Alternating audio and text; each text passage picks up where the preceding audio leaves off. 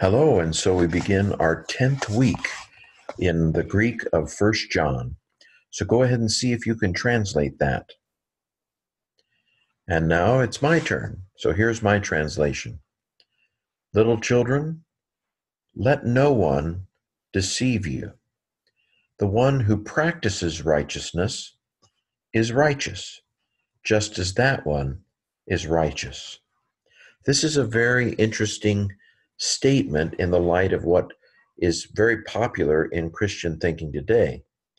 Christian thinking today tends to think, well, I'm a sinner, but God looks at Jesus, and so he thinks of me as righteous, even though I'm not really righteous. That it's a legal fiction, that I'm still every bit as much a sinner as I was before, but now he's not looking at me, he's looking at Jesus. This was Martin Luther's, we are at the same time both sinner and righteous as long as we're always repenting. Well, let's just say that's not John's theology. John's theology is very clear. Don't let anybody deceive you. If you aren't acting in a righteous way, you're not righteous. End of story. That's John's theology, because God is righteous. And so if we are righteous, we're going to behave like God. So that's our little bit of commentary for this particular day. Well, let's again dive in a little bit more with the translation. So this is evocative. Little children, the iota is the little part of children. If it was just techna, it would be children. But with the iota, it's little children. And then no one, there are two different kinds of, I don't know, you might say they're different words, but they're really the same basic concept. One with u and one with me. So oudes means no one, and medes means no one. The difference is, do you know the difference? Oudes is used with the indicative mood. Medes is used with some other mood, like subjunctive or optative or imperative. This is an imperative. Let no one, let from the ending, no one deceive y'all. Okay? And then here's this statement. The one doing righteousness, or the one who practices righteousness, is righteous. I sure hope by now you're really getting used to this article on a participle and coming up with the one who does, or the one who practices. We've seen it over and over again, the one who loves.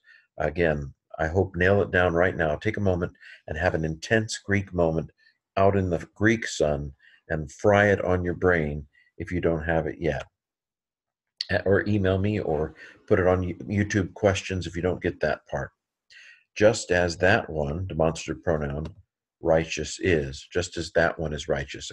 This is a comparison between us and God. Again, I hesitate to mention which tradition, Lutheran, it is, but this idea that, well, God's just completely different from us, and we are just never can be righteous at all in any way, that's just not John's theology. Okay, so the grammar. I said this was evocative. Now, can you parse this? This is from planao, which is like the planets. The word planet comes from this.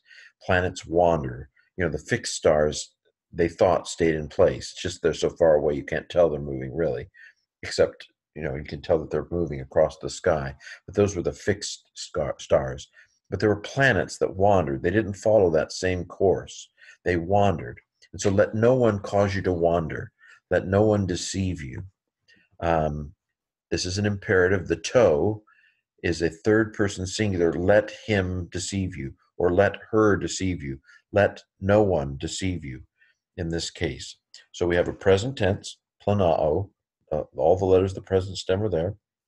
It is a imperative. It's active imperative, third singular from planao. Okay?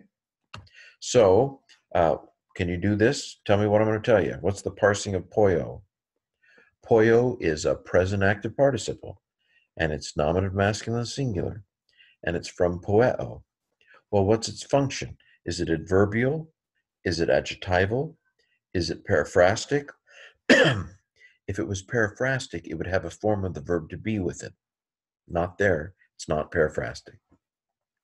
If it was adverbial, it would not have an article on it. Therefore, this must be adjectival. And when the participle has the article, then you use either who or that in your translation. The one who does, for example. Now, it doesn't have the word that goes with the one who does. It doesn't say the man who does, or the frog who does. The noun isn't there. So we call that substantive. The participle has to come up with the substance of a noun itself. So this is the one who does. Okay, I think that's pretty much it for our grammar. So, can you pronounce it? Here's a slow pronunciation. Teknia, medes, planato, humas. Ho, poion, tain, dikaiosunein, dikaios, estin, kathos, ekenos, dikaios, estin. And now to pronounce it at normal speed. Teknia, medes planato humas. Hoi poion tain dikaiasunein, dikaios estin. Kathos ekenos dikaios estin. Okay, I tried. So that is our Greek verse for today. See you tomorrow.